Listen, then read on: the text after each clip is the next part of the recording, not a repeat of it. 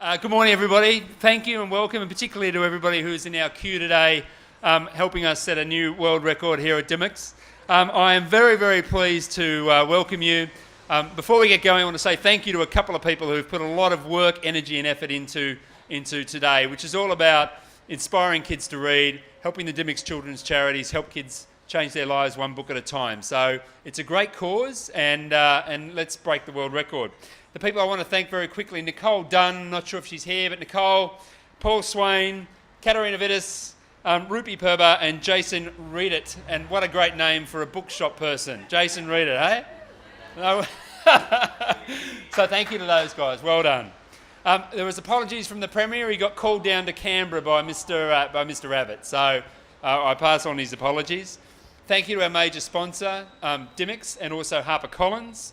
Also to our event supporters, Hopscotch Films, Belinda, Top Gear Festival, Taste of Sydney. We're here to raise funds, as I said, for the Dymocks Children's Charities, so we can help change kids' lives one book at a time. It is a great cause, and there's a lot of little kids out there that just don't have access to great books, and as we all know, it can really change your life when you do. The first speaker today, number 001, just here, 0001, is Tim. G'day, Tim. Come on over. Tim is from Sydney. He's a marketing student. He will be joining some other VIPs that are going to be coming later on today. Mr. Adam Goods, Australian of the Year, will be in to read a line. And some authors, Gabrielle Tozer, Sarah Ayub, and Tim Miller, all in store through the morning. We're going to set a new world record, 2014. The Germans have it at the moment at 2012. Let's show them what the Aussies can do. We're going to kick it off with Tim. Welcome, Tim. And let's get this record started. Thank you very much for your support. Thanks, Tim.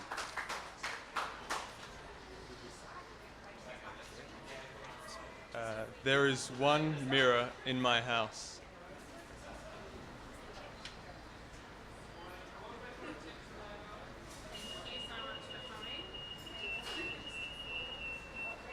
It is behind a sliding panel in the hallway upstairs.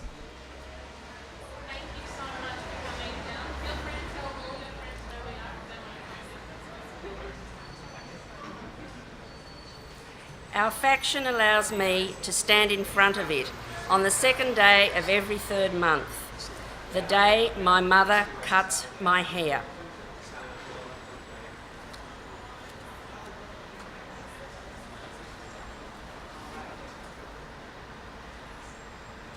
I sit on the stool and my mother stands behind me with the scissors, trimming.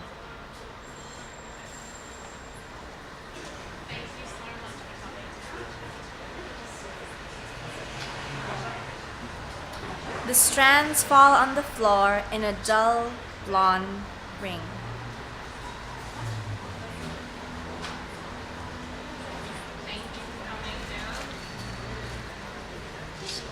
When she finishes, she pulls my hair away from my face and twists it into a knot.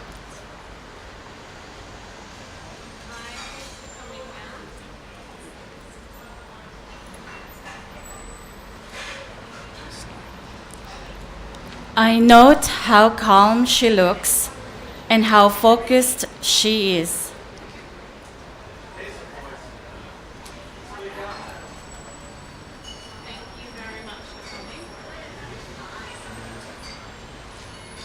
She is well practiced in the art of losing herself.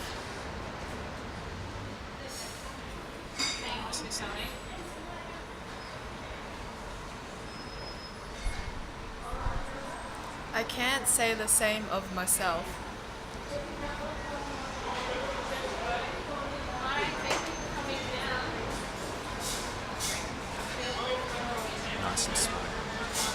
I sneak a look at my reflection when she isn't paying attention, not for the sake of vanity, but out of curiosity.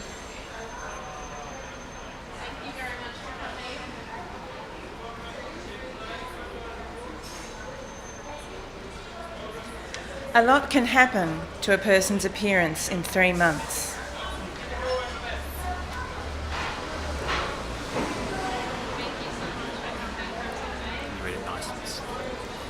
In my reflection, I see a narrow face, wide, round eyes, and a long, thin nose. I still look like a little girl, though sometimes in the last few months I turned 16.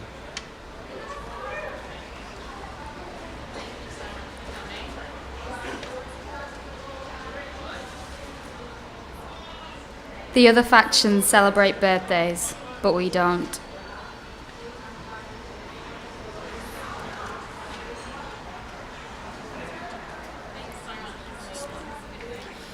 It would be self-indulgent.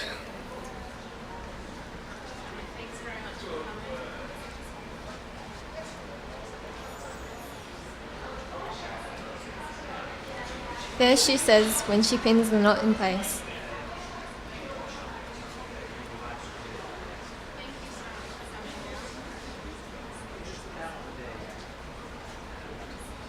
Her eyes catch mine in the mirror.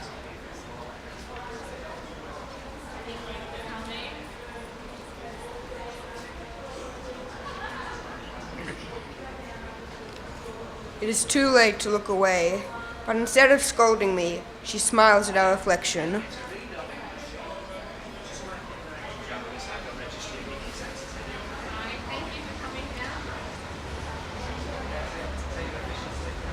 I frown a little.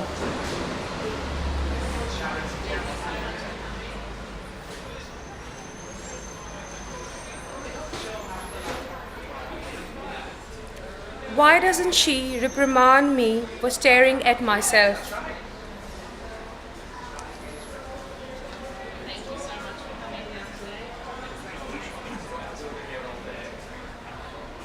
So today is the day, she says.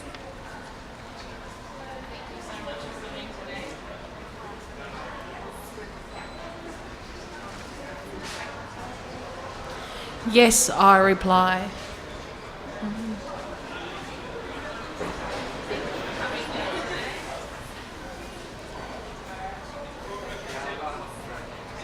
Are you nervous?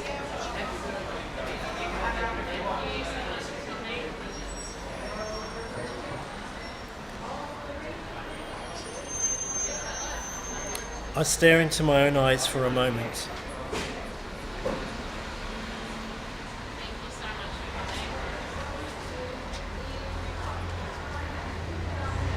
Today is the day of the aptitude test that will show me which of the 5 factions I belong in.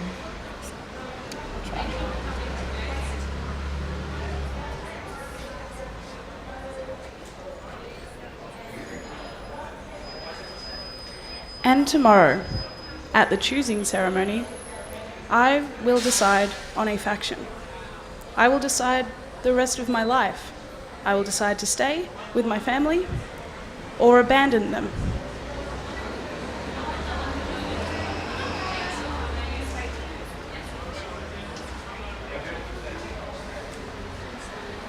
No, I say.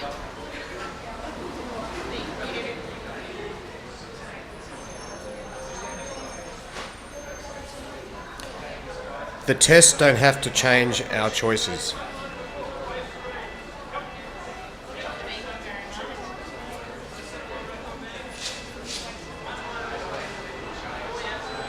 Right, she smiles. That's an easy one.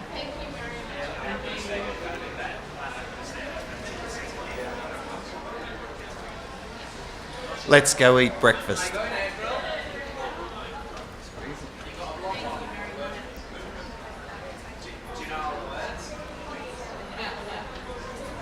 Thank you for cutting my hair.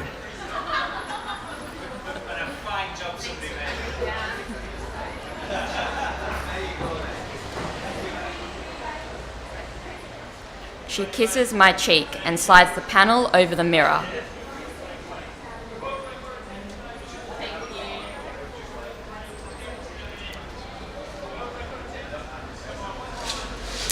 I think my mother could be beautiful in a different world.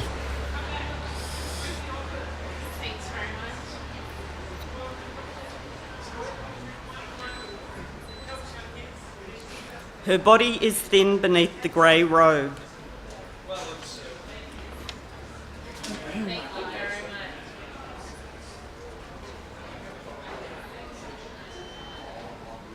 She has high cheekbones and long eyelashes, and when she lets her hair down at night, it hangs in waves over her shoulders.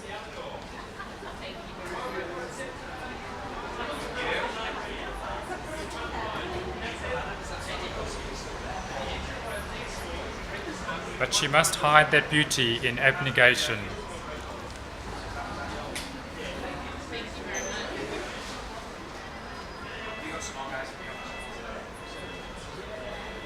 We walked together to the kitchen.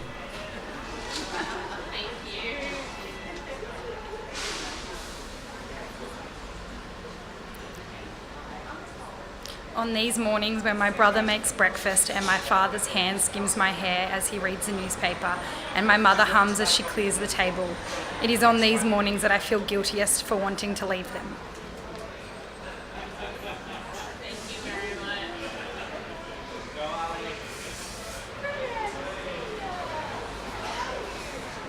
The bus stinks of exhaust.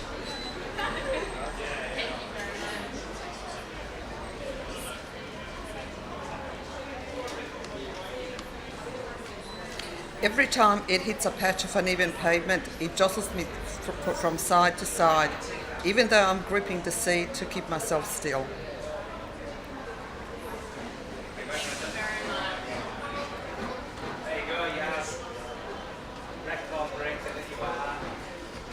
My older brother, Caleb, stands in the aisle holding a railing above his head to keep himself steady.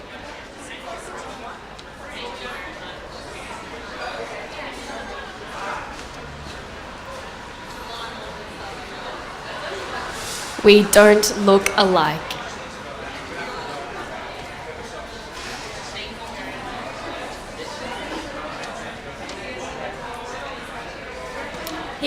He has my father's dark hair and hooked nose, and my mother's green eyes and dimpled cheeks.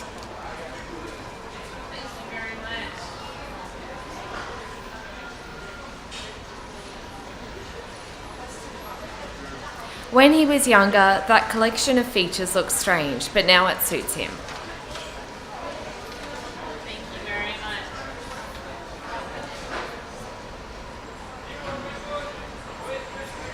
If he wasn't abnegation, I'm sure the girls at school would stare at him.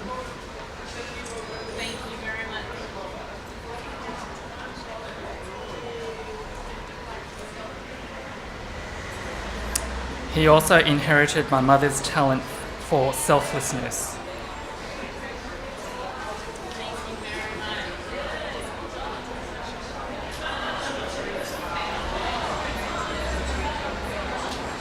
He gave his seat to a surly candor man on the bus without a second thought.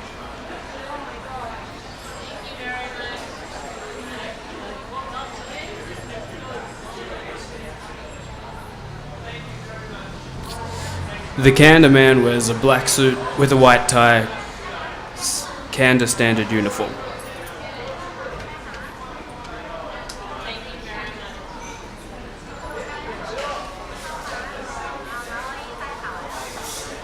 Their faction values honesty and sees the truth as black and white, so that is what they wear.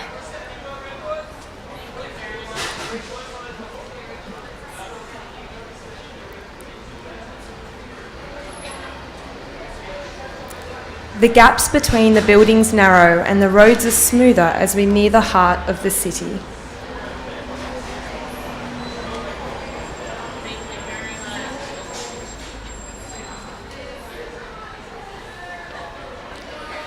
The building that was once called the Sears Tower, we call it the Hub, emerges from the fog, a black pillar in the skyline.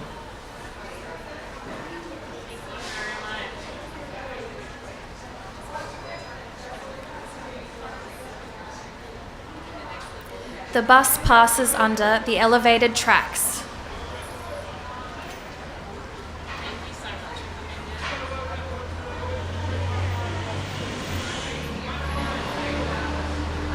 I have never been on a train. They never stop running and there are tracks everywhere.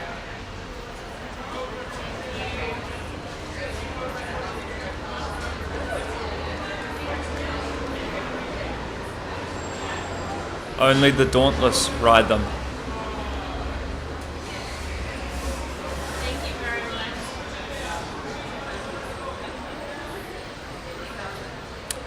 5 years ago, volunteer construction workers from Abnegation repaved some of the roads.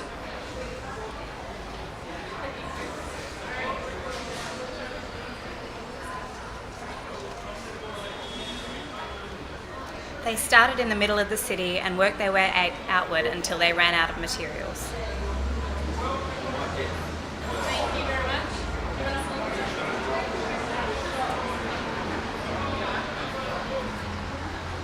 The roads where I live are still cracked and patchy. It's not safe to drive on them.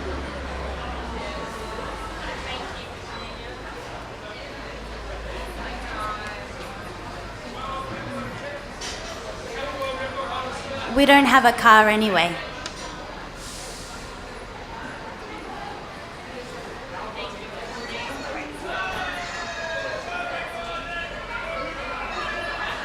Caleb's expression is placid as the bus sways and jolts on the road.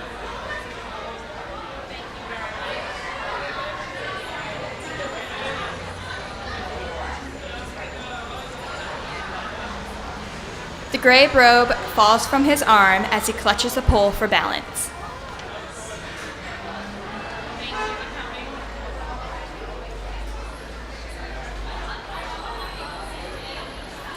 I can tell by the constant shift of his eyes that he is watching the people around us, striving to see only them and to forget himself.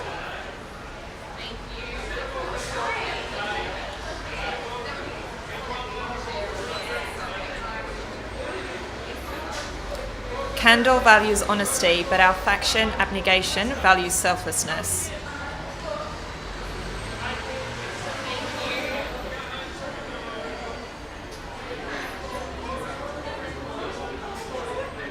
The bus stops in front of the school and I get up, scooting past the Candor man.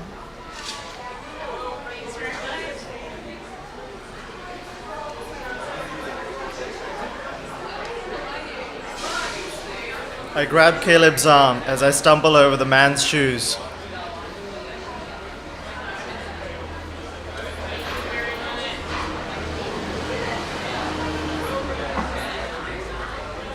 My slacks are too long, and I've never been that graceful.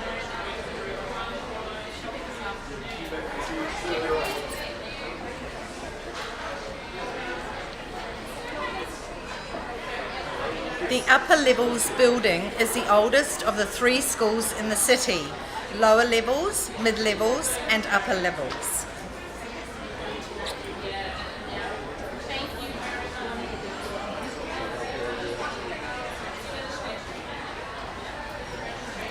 Like all the other buildings around it, it is made of glass and steel.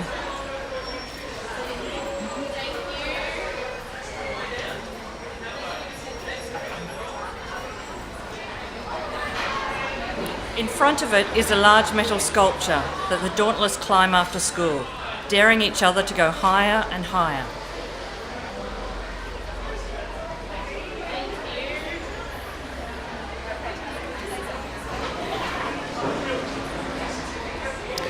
Last year I watched one of them fall and break her leg.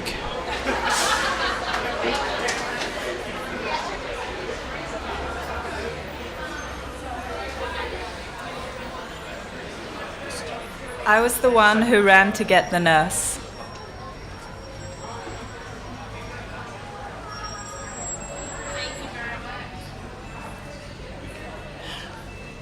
Aptitude test today, I say. Yeah, it's up!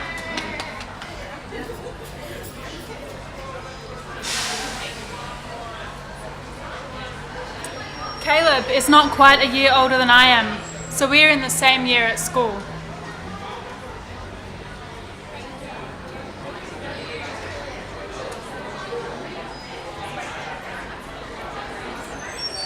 He nods as we pass through the front doors.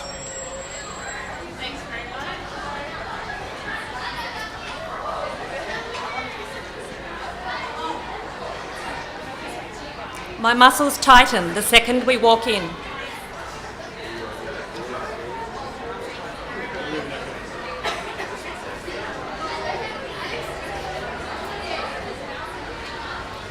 The atmosphere feels hungry, like every 16-year-old is trying to devour as much as he can get of this last day.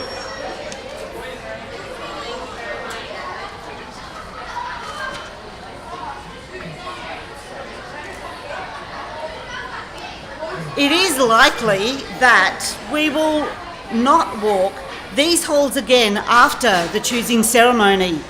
Once we choose, our new factions will be responsible for finishing our education.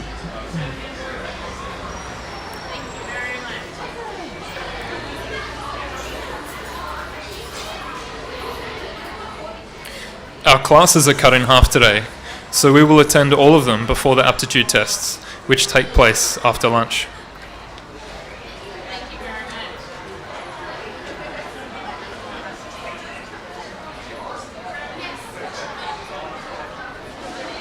My heart rate is already elevated.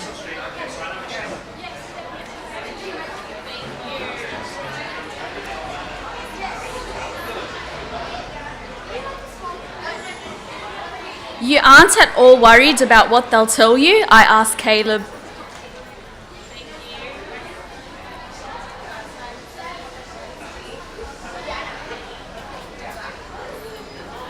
We pause at the split in the hallway where he will go one way towards advanced math and I will go the other toward faction history.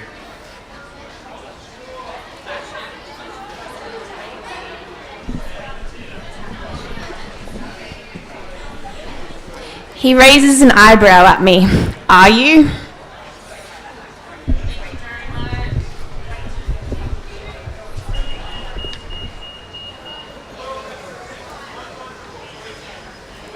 I could tell him I've been worried for weeks about what the aptitude test will tell me.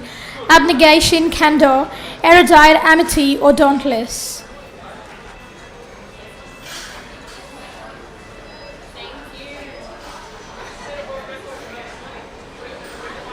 Instead, I smile and say, not really.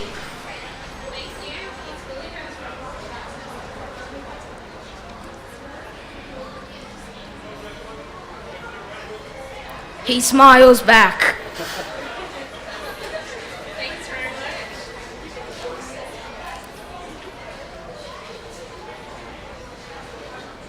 Well, have a good day.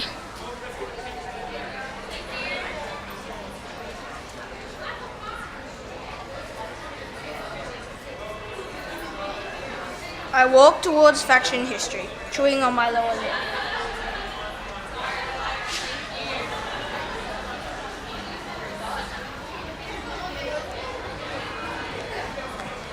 He never answered my question.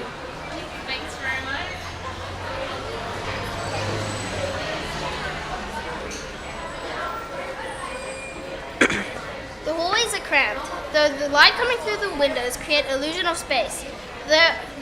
They are one of the only places where factions mix at our age.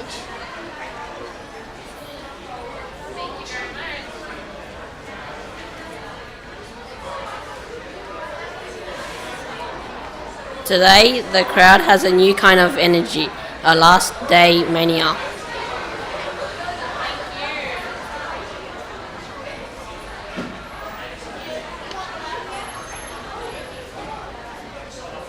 A girl with long curly hair shouts, "Hey!" next to my ear, waving at a distant friend.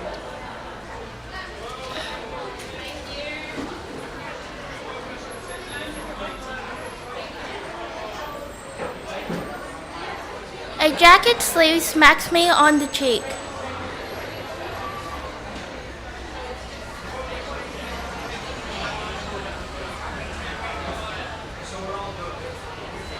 Then an erudite boy in a blue sweater shoves me.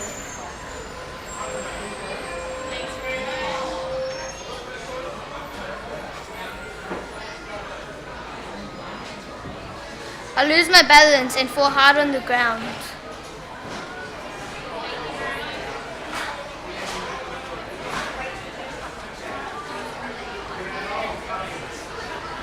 Out of my way, stiff, he snaps and continues down the hallway.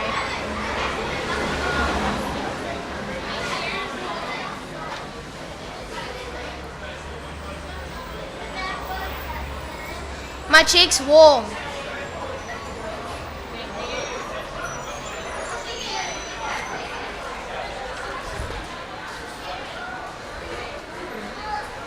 I get up and dust myself off.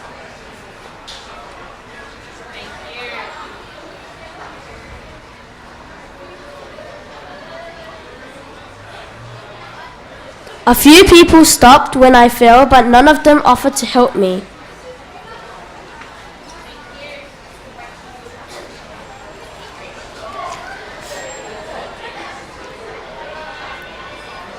Their eyes followed me to the edge of the hallway.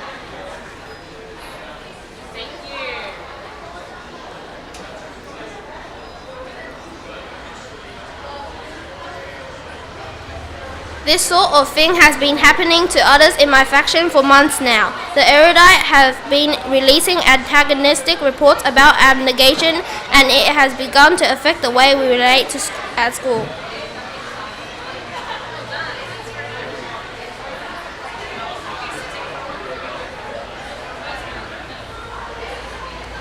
The grey clothes, the plain hairstyle, and the unassuming demeanour of my factions are supposed to make it easier for me to forget myself, and easier for everyone else to forget me too.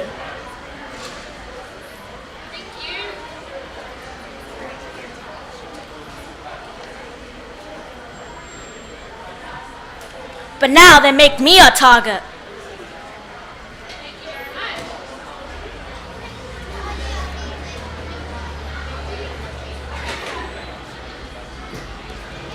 I pause by a window in the E-wing and wait for the Dauntless to arrive.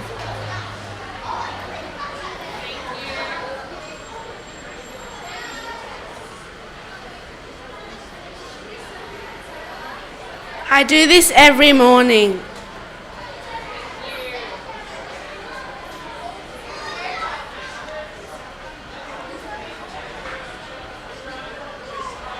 At exactly 7:25, the Dauntless proved their bravery by jumping from a moving train.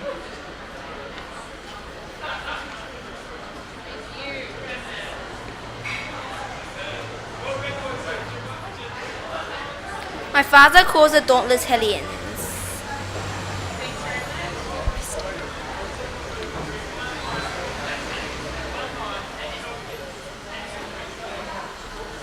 They were pierced, tattooed, and black-clothed.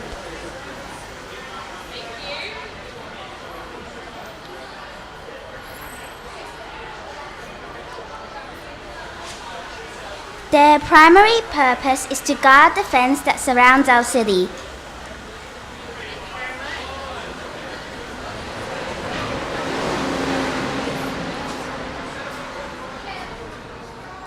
From what? I don't know.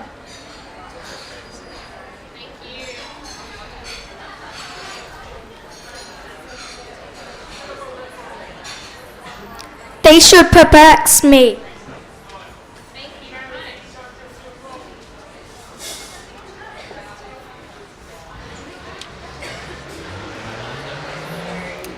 I should wonder what courage, which is the virtue they most value, has to do with a metal ring through your nostril.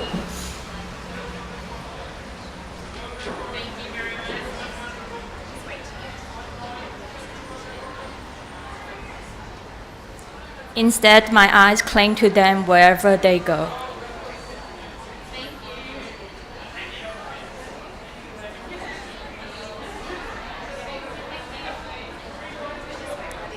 The train whistle blares, the sound resonating in my chest.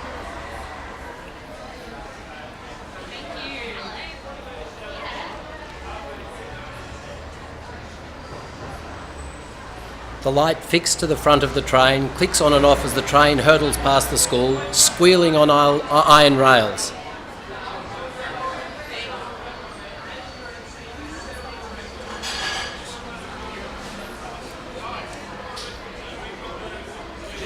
And as the last few cars pass, a mass exodus of young men and women in dark clothing hurl themselves from the moving cars, some dropping and rolling, others stumbling a few steps before regaining their balance.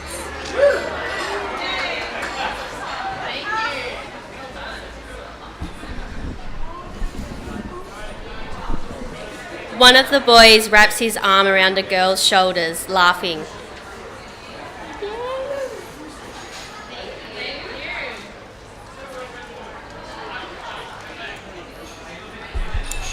Watching them is a foolish practice.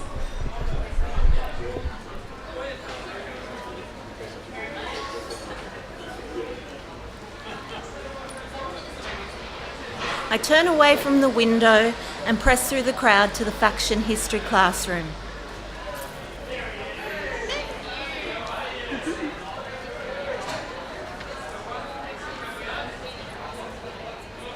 The test begins after lunch.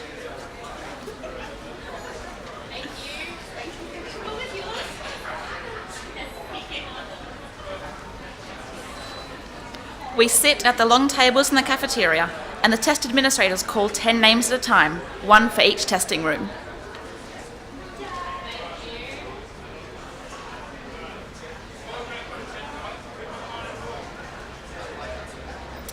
I sit next to Caleb and across from our neighbour Susan.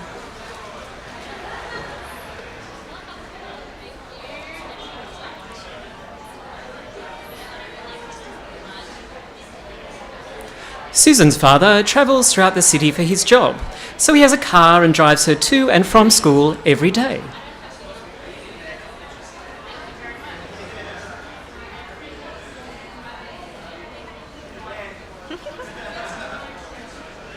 He offered to drive us too, but as Caleb says, we prefer to leave later and would not want to inconvenience him.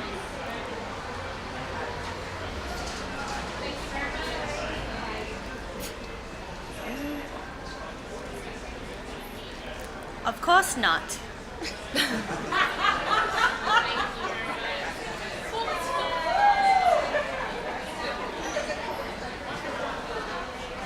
The test administrators are mostly abnegation volunteers, although there is an erudite in one of the testing rooms and a dauntless in another to test those of us from abnegation, because the rules state that we can't be tested by someone from our own faction.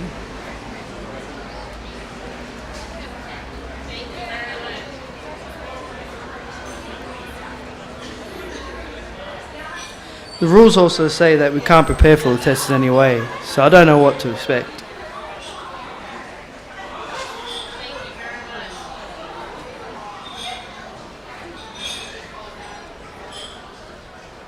My gaze drifts from Susan to the Dauntless tables across the room.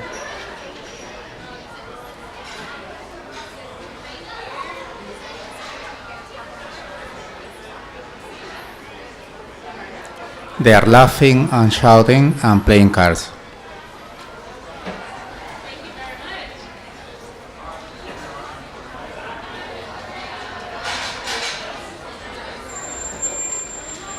At another set of tables, the erudite chatted over books and newspapers, in constant pursuit of knowledge.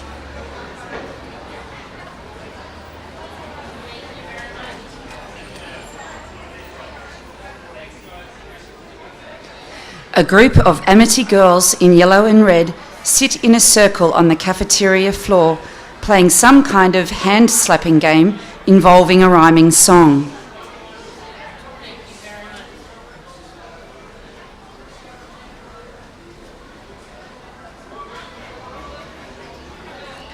Every few minutes, I hear a chorus of laughter from them as someone is eliminated and has to sit in the centre of the circle.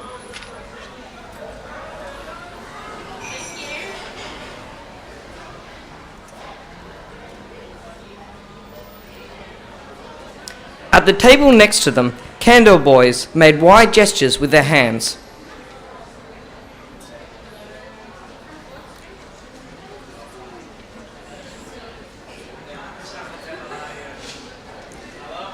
They appear to be arguing about something, but it must not be serious because some of them are still smiling.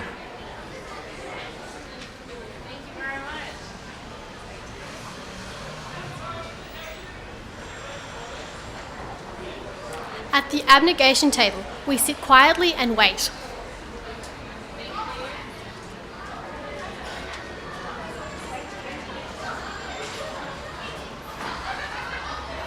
Faction customs dictate even idle behaviour and supersede individual preference.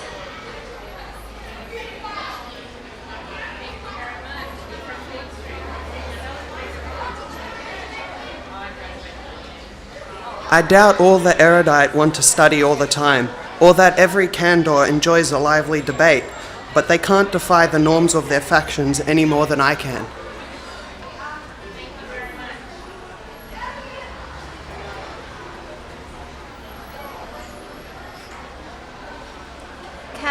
name is called in the next group.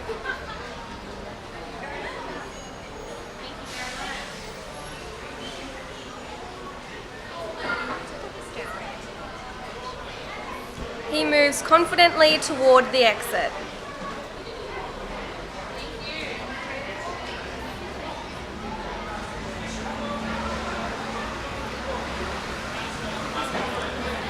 I don't need to wish him luck or assure him that he shouldn't be nervous. Thanks very much.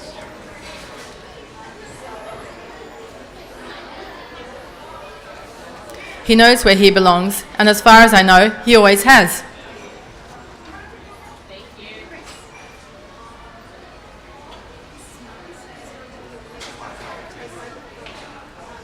My earliest memory of him is from when we were 4 years old.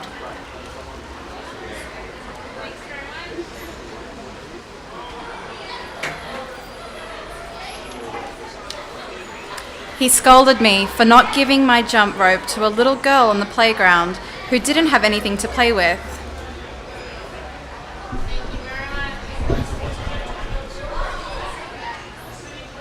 Can I go? He doesn't lecture me often anymore, but I have his look of disapproval memorized.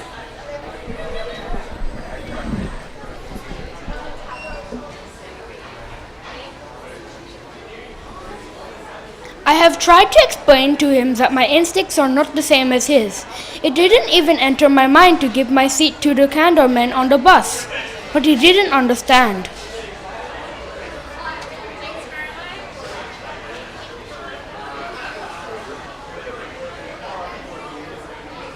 Just do what you're supposed to, he always says.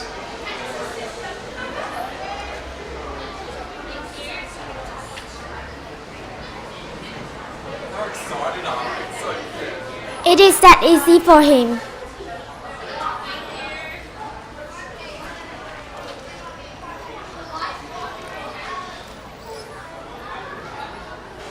It should be that easy for me.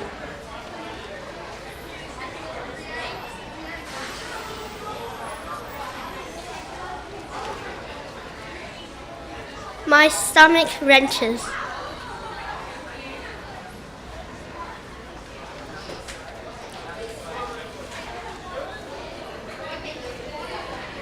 I close my eyes and keep them closed until 10 minutes later when Caleb sits down again.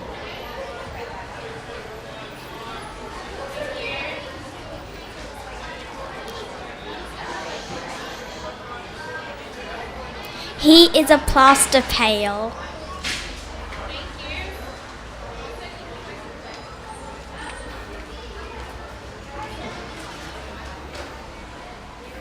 He pushes his palms along his legs like I do when I wipe off sweat, and when he brings them back, his fingers shake.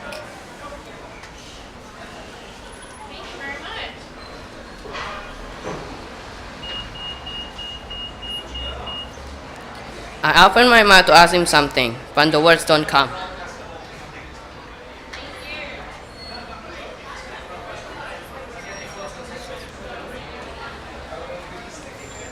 I am not allowed to ask him about his results, and he is not allowed to tell me.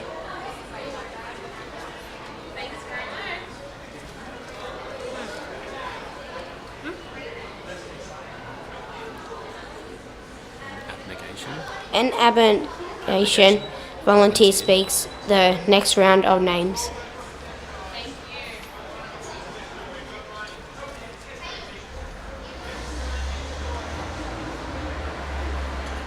Two from Dauntless, two from Erudite, two from Amity, two from Condor, and then from Abnegation, Susan Black, and the Wheat Rice Prouder.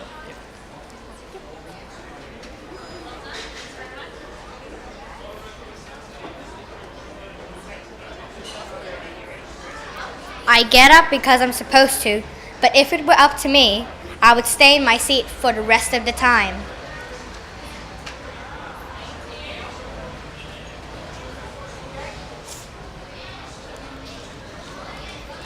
I feel like there is a bubble in my chest that expands more by the second, threatening to break me apart from the inside.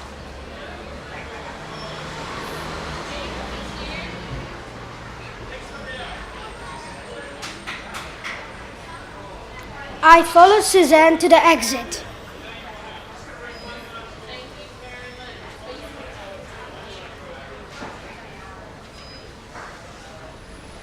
The people I pass probably can't tell us apart.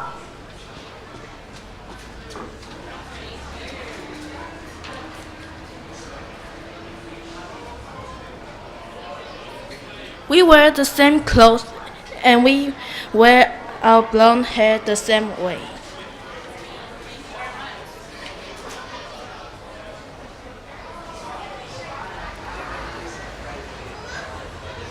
The only difference is that Susan might not feel like she's going to throw up. And from what I can tell, her hands aren't shaking so hard. She has to clutch the hem of her shirt to steady them.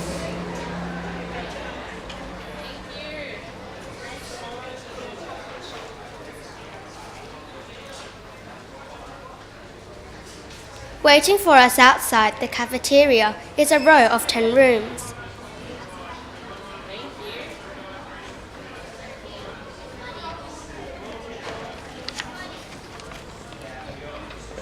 They are used only for the aptitude test, so I've never been in one before.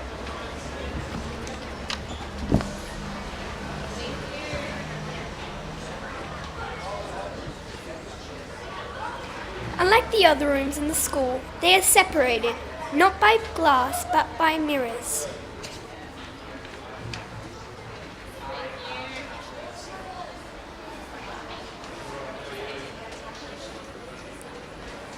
I watch myself, pale and terrified, walking toward one of the doors.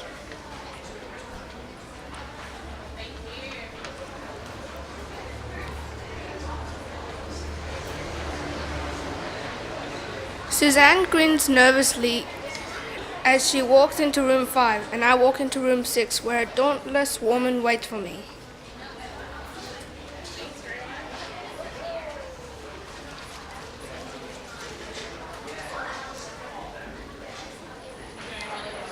She is not severe looking as the young dauntless I have seen.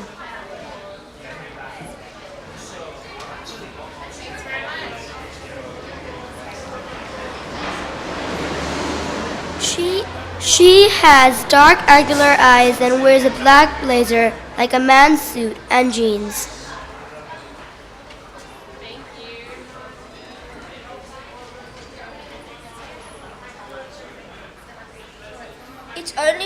It's only when she turns to close the door that I see a tattoo on the back of her neck, a black and white hawk with a red eye.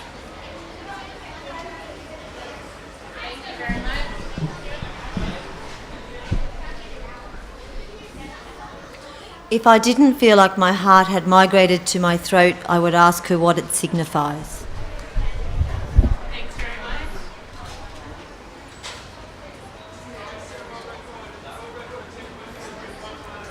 It must signify something.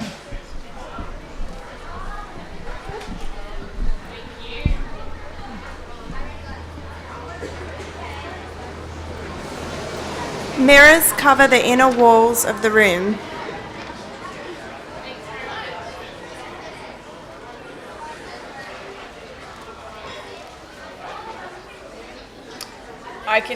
I can see my reflection from all angles, the grey fabric obscuring the shape of my back, my long neck, my knobbly knuckled hands red with a blood blush.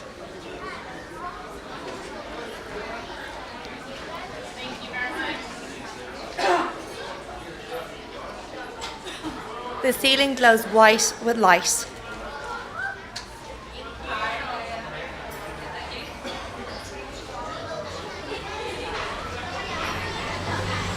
In the centre of the room is a reclined chair, like a dentist, with a machine next to it.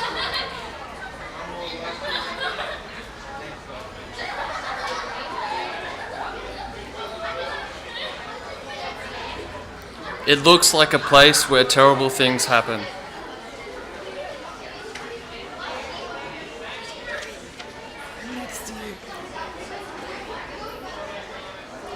Don't worry, the woman says. It doesn't hurt.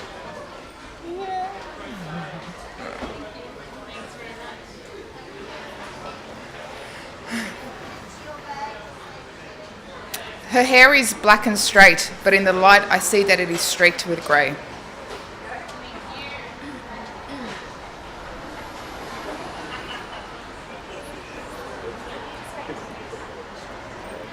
Have a seat and get comfortable, she says.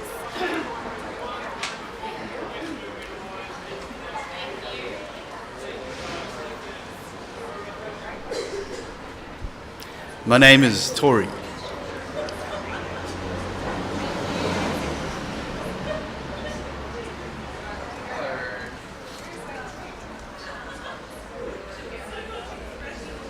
Clumsily, I sit in the chair and recline, putting my head on the headrest.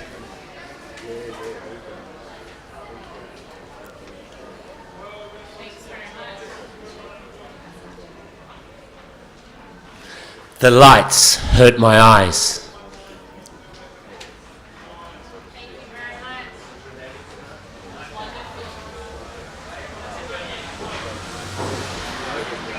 Tori busies herself with the machine on my right.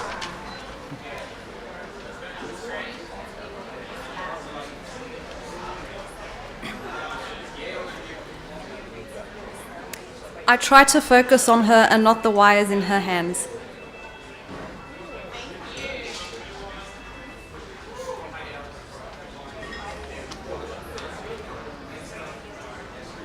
Why the hawk?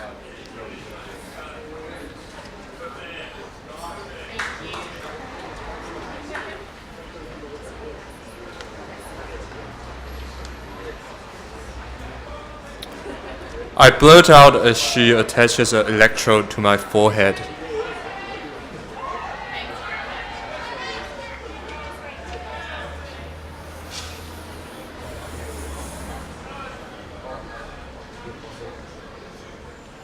Never met a curious abnegation before, she says, raising her eyebrows at me.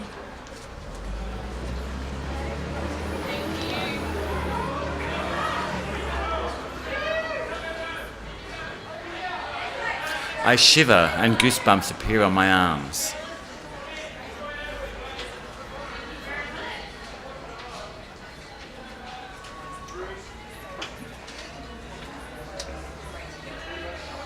My curiosity is a mistake, a betrayal of abnegation values.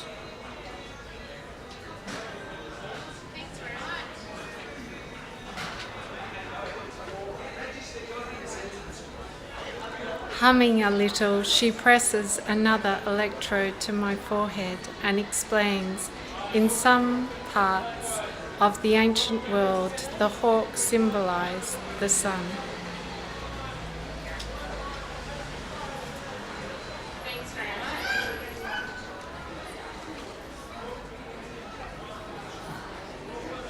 Back when I got this, I figured if I always had the sun on me, I wouldn't be afraid of the dark.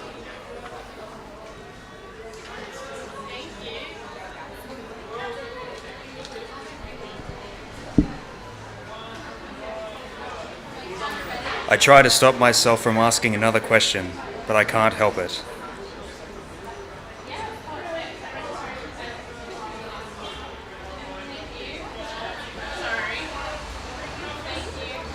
You're afraid of the dark?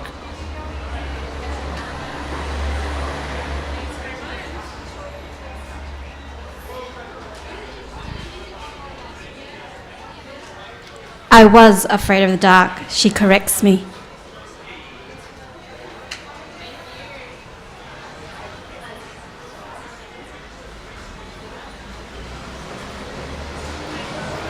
She presses the next electrode to her own forehead and attaches a wire to it.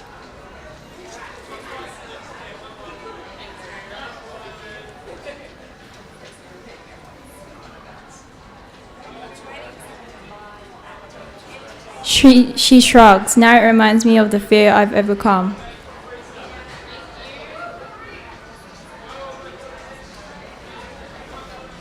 You want to dance? She stands behind me.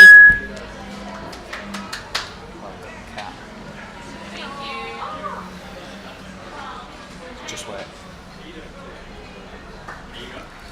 I squeeze the armrest so tightly the redness pulls away from my knuckles.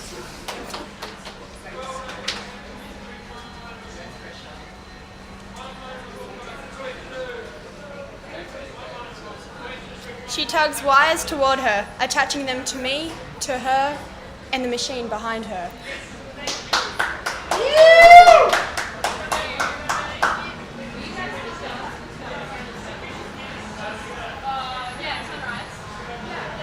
Then she passes me a vial of clear liquid.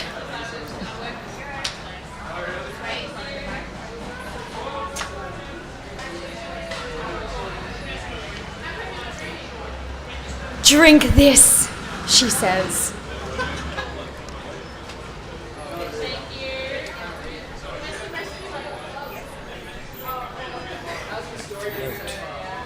What is it?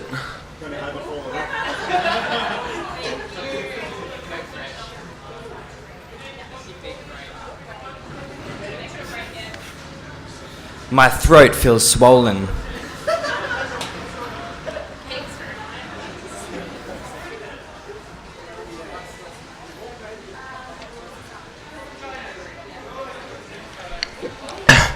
I swallow hard.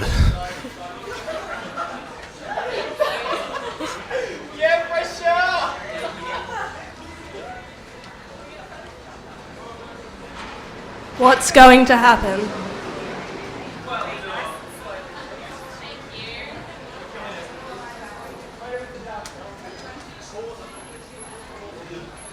Can't tell you that.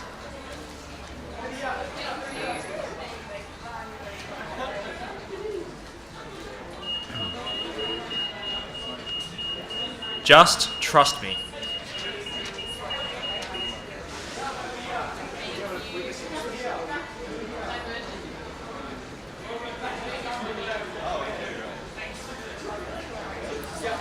I press air from my lungs and tip the contents of the vial into my mouth.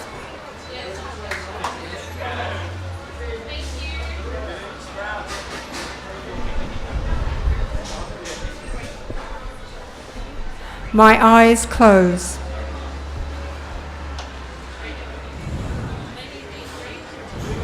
When they open, an instant has passed, but I'm somewhere else.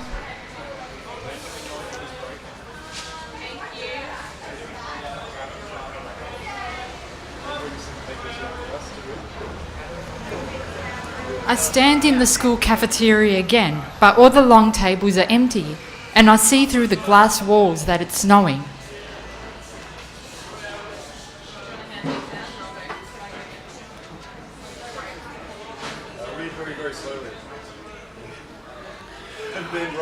On the table in front of me are two baskets.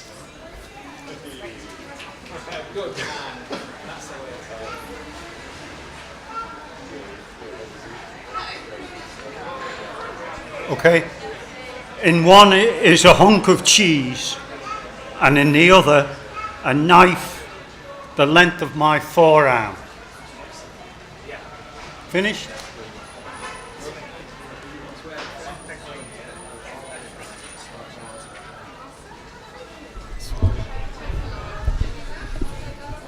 Behind me, a woman's voice says, "Choose."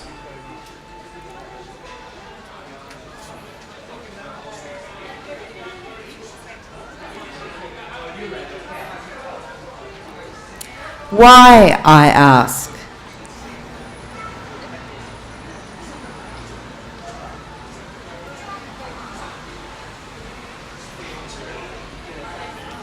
Choose, she repeats.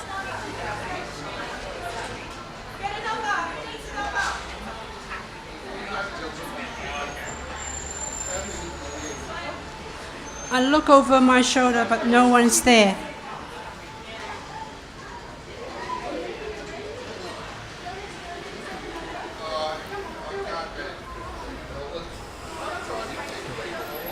I turn back to the baskets.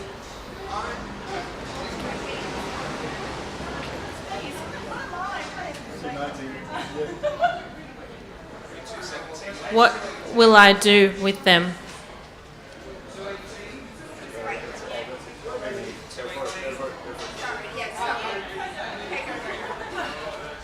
We'll start reading. When she screams at me, my fear... Oh, you come next? Who's going first, you or me? You?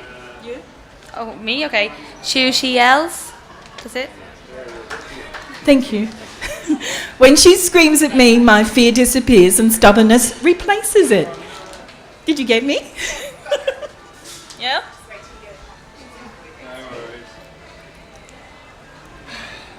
You go first.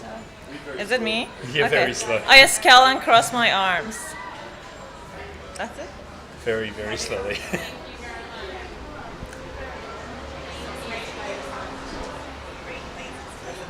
Have it your way, she says.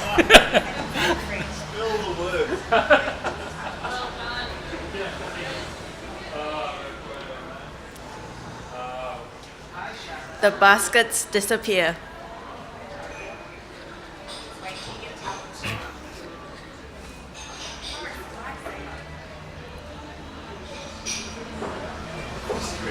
I hear a door squeak and turn to see who it is.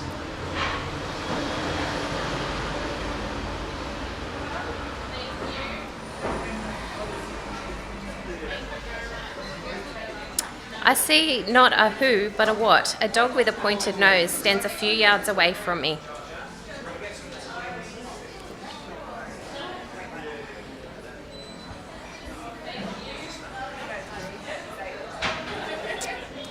It crouches low and creeps towards me, its lips peeling back from its white teeth.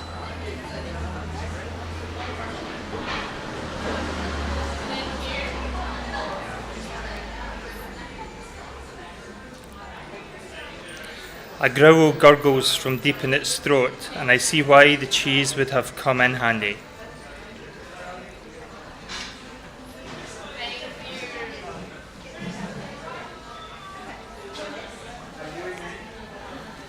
Or the knife.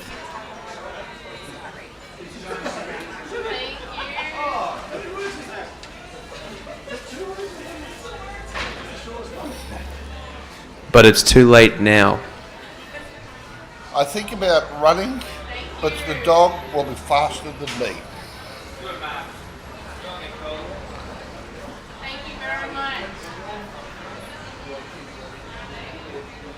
I can't wrestle it to the ground.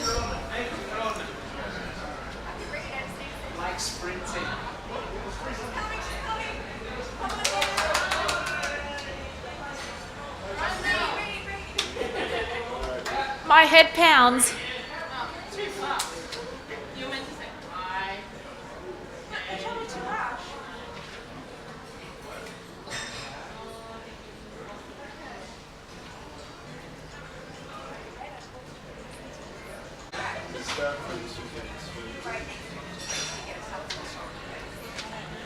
Thank you.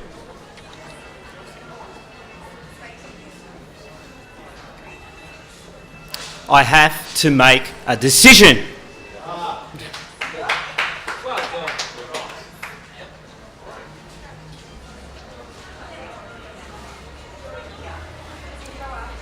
If I can jump over one of the tables and use it as a shield. No, I'm too short to jump over the tables and not strong enough to tip one over.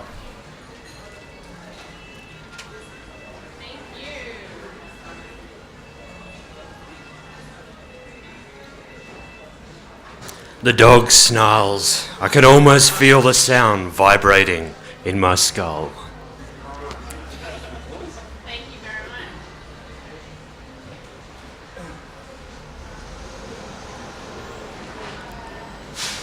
My biology textbook said that dogs can smell fear because of a chemical secreted by human glands in a state of duress. The same chemical a dog's prey secretes.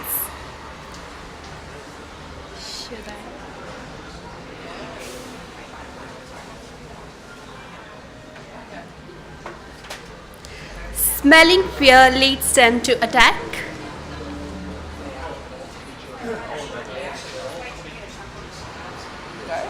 The dog inches the dog inches toward me. It's now scraping the floor.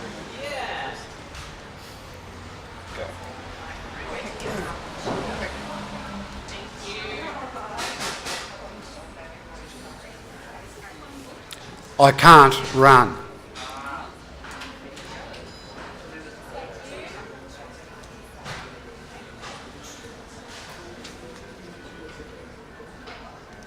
I can't fight.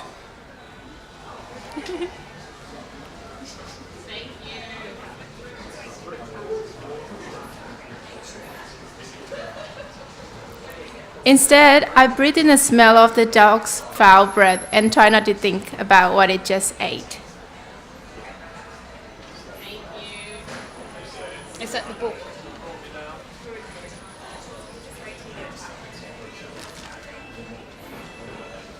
There are no whites in its eyes, just a black gleam.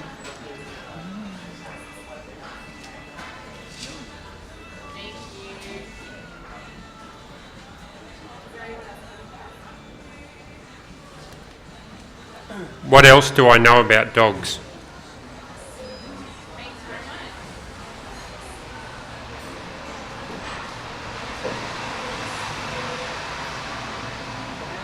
I shouldn't look it in the eye.